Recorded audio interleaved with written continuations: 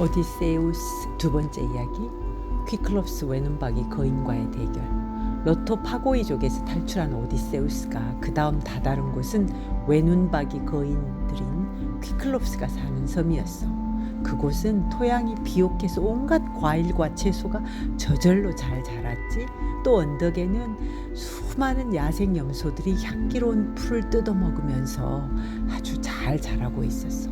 그래서 농사를 지을 줄도 배를 만들 줄도 모르는 별 솜씨 없는 외눈박이 거인들인 퀴클롭스들이 각자 산봉우리마다 동굴을 하나씩 차지하고 이 양떼와 염소떼들을 거두며 살고 있었지. 그런데 그들은 아주 거만하고 인색해서 낯선 곳에서 찾아온 이방인 손님들을 환대하지 않았어. 식량을 보태주지도 않고. 낯선 손님들에게 잘 대접하는 게 인간에 대한 예의라고 생각하는 오디세이는 이 야만적인 종족들에게 몹시 화가 났어. 그래서 12명의 부하들을 데리고 직접 가장 큰 거인이 사는 동굴로 찾아갔지. 마침 동굴 속에는 외눈박이 거인이 없었어. 넓은 동굴 안을 살펴본 오디세이는 깜짝 놀랐어. 광주리마다 치즈가 가득 담겨있고 또 칸막이가 잘 된 우리들마다 크기별로 새끼 양과 새끼 염소들이 가득했거든. 선반에 있는 그릇마다 요구르트가 가득 담겨있고 말이야. 오디세이의 부하들은 먹을 것을 가지고 빨리 동굴을 떠나서 배로 돌아가자고 주인을 설득했지만 오디세우스가 어떤 사람이야. 나는 이 퀴클롭스라는 아주 오만하고 야만적인 거인을 만날 때까지 기다리겠어 하고는 고집을 부리는 거야.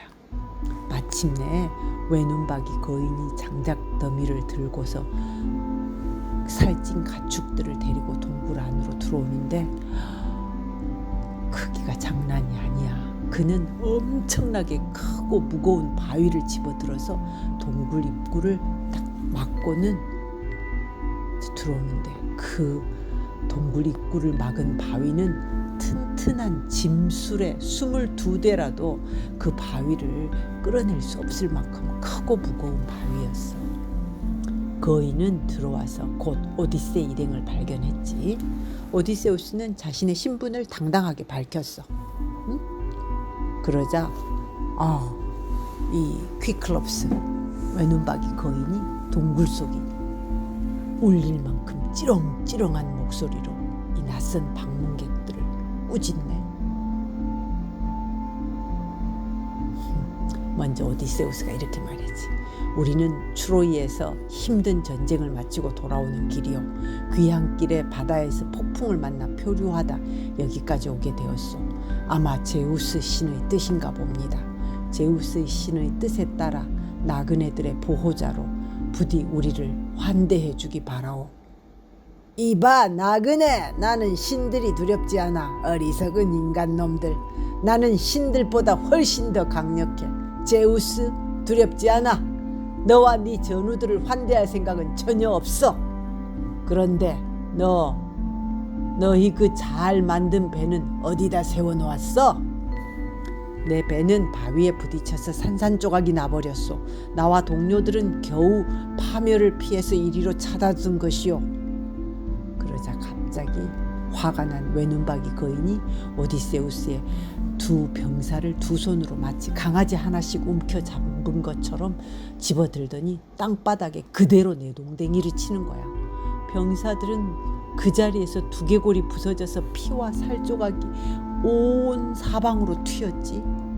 그러자 그 거인은 이 죽은 자들을 토막쳐서 마치 사자처럼 내장이며 고기며 골수가 들어있는 뼈까지 우적우적 그대로 씹어먹는 거야. 용감한 오디세우스와 그의 부하들조차도 눈앞에서 벌어진 이 끔찍한 살육을 보고는 넋이 나갈 지경이었어. 그저 입이 떡 벌어져서 아무 말도 못하고 이 충격으로 한 구석에 서 있었지. 외눈박이 거인은 배가 부르니까 이제 염소젖을 한 동이를 울컥울컥 마시더니 동굴 안에서 가축들 사이에 큰 대자로 쭉 뻗어서 곧 코를 골며 잠들어 버렸어. 그리고 다음날 아침에 일어나자마자 또다시 2명의 병사를 잡아서 아침 식사로 먹어치우고 동굴 입구의 바위를 밀어내고는 염소와 양들을 몰고 밖으로 나간 후에 다시 그 바위로 입구를 막아버리는 거예요.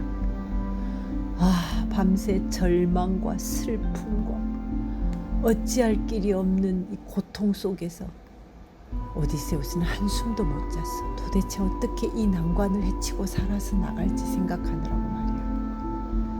그는 중얼거렸어. 어떻게 내가 이 부하들의 원수를 갚고 살아있는 부하들을 이끌고 무사히 배로 달아날 수 있을까? 그러다가 오디세우스는 문득 염소 우리 옆에 세워놓은 거대한 몽둥이를 보았지.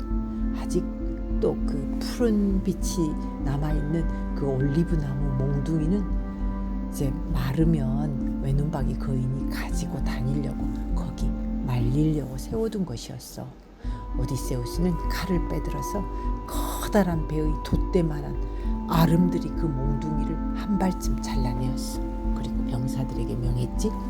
이 몽둥이의 끝을 뾰족하게 깎아서 활활 타오르는 이 모닥불에 달구었다가 똥더미 속에 감추어 놓자. 귀클롭스가 오늘 밤 잠들면 아주 요긴하게 쓸 수 있을 거야. 밤이 되자 동굴 속으로 돌아온 거인은 모든 가축을 전부 동굴 안에 우리마다 차례차례 거두어 넣고는 동굴 입구를 다시 거대한 돌로 막아버리는 거야.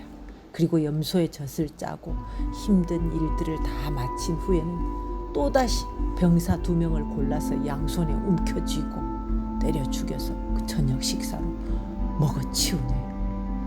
오디세우스는 가슴이 찢어질 듯한 분노, 슬픔을 꾹 눌러서 참고는 자신이 이 동굴에서 혹시 쓰일까 싶어서 가지고 온 진짜 대단한 포도주 그 자루를 따라서 한 대접 가득 포도주를 외눈박이 거인에게 건네주었어. 귀클롭스, 그대는 이제 인육을 먹었으니 이 포도주도 마시구려. 기가 막히게 맛있는 특별한 포도주요. 외눈박이 거인은 그 포도주를 받아서 벌컥벌컥 마시더니 천상의 맛에 반해버린 거야. 그래서 더 달라고 했어. 한 잔 더 가득 부어라 이 작은 인간아. 그리고 네 이름이 무엇인가? 네 이름을 말하면 내가 너를 기쁘게 해줄 선물을 주겠다. 귀클롭스, 내 이름은 노바디. 사람들은 나를 노바디라고 불러. 아무것도 아닌 놈이라고 말이야. 좋아, 노바디. 너를 맨 나중에 잡아먹어주겠다는 약속을 선물로 주마. 하하, 한 잔 더 따라라. 술에 취한 외눈박이 거인은 곧 잠에 골아 떨어졌어. 오디세우스는 끝이 뾰족한 말뚝을 아직 불씨가 있는 잿더미 속에 넣고 불이 붙도록 해서 병사들과 함께 움켜쥐고서 온 힘을 다해서 거인의 눈에다가 그 불붙은 말뚝을 밀어 넣었어. 그리고 오디세우스는 그 말뚝 끝에 매달려서 혼신의 힘을 다해서 그자의 눈 안에서 말뚝을 마구 빙빙 돌려대는 거야. 거인은 갑작스러운 고통에 놀라서 끔찍한 비명을 지르며 온몸을 움직이니까 오디세우스는 멀찍이 달아났지. 거인은 피투성이가 된 눈을 움켜쥐고서 말뚝을 뽑아 멀리 내던졌어. 그리고 큰 소리로 울부짖으면서 주위에 사는 다른 거인들에게 도움을 청했지. 거인들은 동굴 입구까지 와서 귀클롭스에게 무슨 일이냐고 물어보았어. 그러자 그는 오 친구들이여, 나를 꾀로 죽이려는 자는 아무것도 아니야. 아무것도 아니야. 거인들은 그의 대답을 듣자 갑자기 혼란스러운 거야. 그대를 괴롭히려는 게 괴롭히는 게 아무것도 아니라면 결국 혼자 있는다는 건데, 혼자서 괴롭다면 우리도 도와줄 수가 없구려. 그대의 아버지 포세이돈에게 기도나 하시구려 하고 다 가버리는 거야. 귀클롭스는 괴로움에 몸을 비틀며 동굴 입구로 가서 돌을 치우고 자신은 두 팔을 벌린 채 동굴의 입구에 앉아 있었어. 그리고 누군가 그들의 양이 나갈 때 함께 문 밖으로 나가면 잡으려고 두 팔로 계속 동굴 입구를 휘저었어. 오디세우스는 다시 이 재앙에서 목숨을 건지기 위해서 온갖 꾀와 계략을 쥐어 짜내야 했거든. 마침내 그는 좋은 생각이 떠올랐어. 버들가지를 꼬아서 밧줄을 만들어가지고 양을 3마리씩 하나의 팀으로 묶고 가운데 있는 양의 배 밑에 병사들을 한 명씩 매달려서 입구를 빠져나가게 한 거야. 그러면 그 외눈박이 거인이 자기 양의 털을 등을 쓰다듬으면서 만졌을 때 가운데 양의 배 밑에 매달린 병사는 발견할 수가 없었던 거지. 오디세우스 자신도 남겨두었던 가장 크고 살찐 털북숭이 숫양의 배 밑에 털을 붙잡고 바싹 달라붙어서 아주 끈기 있게 매달렸어. 마침내 자기 차례가 되었을 때 거인이 그 양의 등을 손으로 쓰다듬으면서 오늘은 너가 왜 이렇게 제일 늦게 나오는 거냐? 너도 너의 주인이 눈을 잃어서 슬픈 거냐? 하고 계속 쓰다듬고 있는데 팔이 떨어져 나가려고 해도 꼭 참고 오디세우스는 그의 배 밑에 납작 붙어 있었어. 마침내 그와 남은 병사들은 모두 무사히 동굴 밖으로 빠져나올 수 있었지. 그래서 배를 지키고 있던 전우들에게로 살찐 염소와 양들을 많이 잡아가지고 갔어. 거기서 오디세우스와 남은 병사들은 6명의 살해당한 전우들에게 애도의 눈물과 제를 올린 뒤에 다시 바다 위로 항해를 시작했지. 배가 일정한 안전거리를 확보했을 때 너무도 화가 난 오디세우스는 산봉우리에 서 있던 눈먼 거인 귀클립스를 향해서 소리를 질렀어.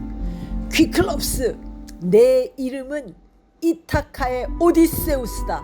내 눈은 너의 악행에 대한 천벌이야. 화가 난 귀클롭스는 큰 산의 봉우리를 하나 뜯어내서 오디세우스의 배를 향해 내던졌어. 그래서 큰 파도가 일어서 배가 갑자기 출렁이면서 위험했지만 오디세우스의 기상은 이와 같았지. 그는 어떠한 난관에도 절대로 기가 죽는 법이 없었지.